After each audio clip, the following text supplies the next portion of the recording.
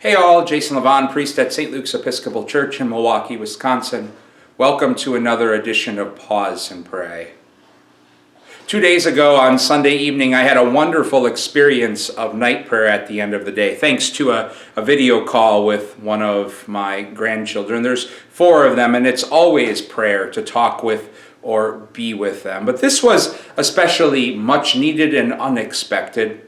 Came at the end of a very long week. That was good in many ways, but I was just navigating all sorts of impatience and frustration with the fact that the world is not as I would have it. And I was struggling with that, and my heart was all sorts of hardened because of that frustration and that impatience. And then in a moment, everything changed thanks to a video call with my little Gugoots and almost 3-year-old grandson.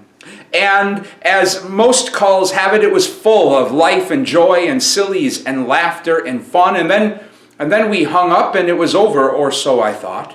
A few moments later, though, I received a text from Mama T saying that Gugoots was upset he wasn't able to give Papa J kisses before going to bed. So now it was my turn to return the favor and call him, and up on my screen popped his face with wet eyes but a smile. And I said, "I love you, Gugoots," and he said, "Love you," and I blew him kisses, and he went, which is his way of giving kisses back. We smiled, said goodnight, and then hung up. And all was right in his world, and all was more than right in my world.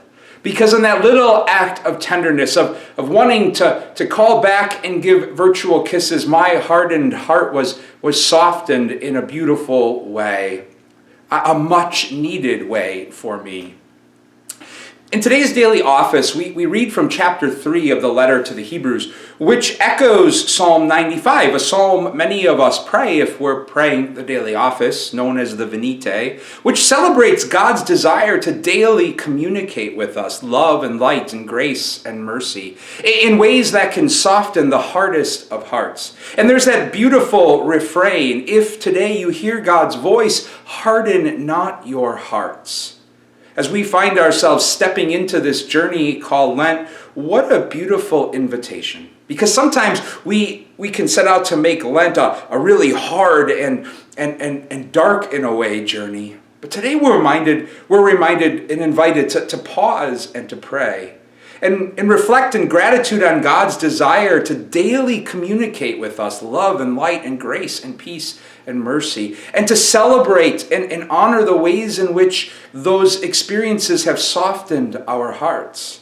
And sometimes, yes, that gift comes through virtual kisses from loved ones, or just the joy little ones bring to our lives. Or maybe it's experienced for many of us in Wisconsin today through the wonderful weather we're having and the warmth of the sun that's just now beginning to melt the hard and cold, icy piles of snow all around us and point us to the budding life of spring.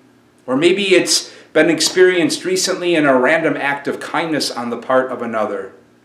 Or maybe as part of our Lenten journey, we're just invited to pause, to quiet ourselves, to breathe deeply, and discover anew beneath all of the noise that we otherwise navigate in a cold and harsh world, another way, a new way that God just might be communicating with us, love and light and grace and peace, to soften our hearts and help transform us into instruments of that same love and light and grace and peace and mercy, daily communicating with others in this hard, harsh, and broken world.